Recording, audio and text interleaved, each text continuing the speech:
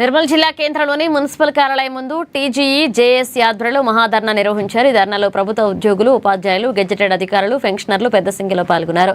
ప్రభుత్వ ఉద్యోగులు ఎదుర్కొంటున్న దీర్ఘకాలిక సమస్యలను పరిష్కరించాలని డిమాండ్ చేశారు. రెండవ పీఆర్సీని వెంటనే అమలు చేయాలని, పెండింగ్ లో ఉన్న 6 డిఏలను తక్షణమే విడుదల చేయాలని డిమాండ్ చేశారు.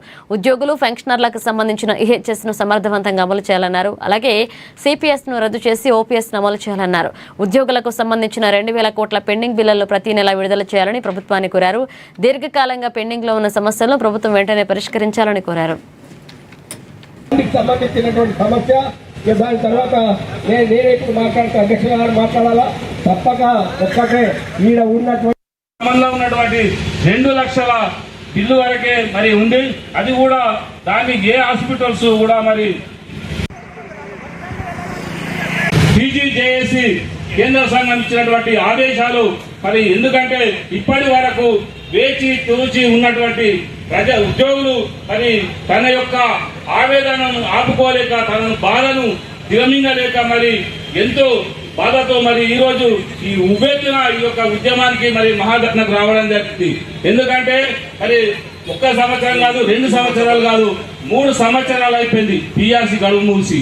మరి అదే విధంగా మరి డిఏలు 1 డిఏ, 2 డిఏలు, 3 డిఏలు అంటే 4 డిఏలు ఉంటేనే గతంలో చంద్రబాబు నాయుడు గారు ముఖ్యమంత్రి ఇక్కడ వచ్చినప్పుడు మన గవర్నర్ ఎంసీలింగన్ గారి ఆధ్వర్యంలో మాకైతే ఎవరైతే ఉద్యోగులకు ఇబ్బంది పెడతారో వాళ్ళకు తప్పకుండా అదే దాంట్లో భాగంగా మన అతను 4 డిఏలు పెండింగ్ ఇచ్చినప్పుడు మళ్ళీ ఆయన అధికారంలోకి రాలేకపోయింది.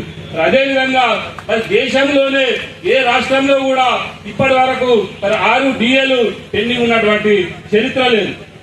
మరి ఇటువంటి పరిస్థితిలో మన ఓపిక కూడా ఎంతవరకు ఉంటుంది, సహనం నశించింది. మరి అంతేకాకుండా మనకు రావాల్సినటువంటి మనం జమ చేసుకున్నటువంటి జీపీఎఫ్ డబ్బులు కానీ ఇంకా ఇతర డబ్బులు మనం సేవ్ చేసుకున్న డబ్బులు కూడా కొన్ని సంవత్సరాలైనా కానీ మనకు రాలేకపోతున్నాయి. రిటైర్డ్ అయిన ఎంప్లాయీస్ వాళ్ళ బాధలైతే వర్ణనాయిస్తాం. ఎందుకంటే వారు రిటైర్డ్ అయితే నేను బిడ్డ పెళ్లి చేస్తానో, ఇల్లు కట్టుకుంటానో, లేకపోతే ఫ్యాక్టరీలు కట్టుకుంటానో అని చెప్పి ఎంతో ఆశతో ఉన్నటువంటి రిటైర్డ్ ఉద్యోగులకు దాదాపు వాళ్లకు 3-4 సంవత్సరాలైనా కూడా ₹1 రాకుండా పోవడం, దాన్నే దృష్టి పెట్టుకొని ప్రతి నెల 2000 కోట్లు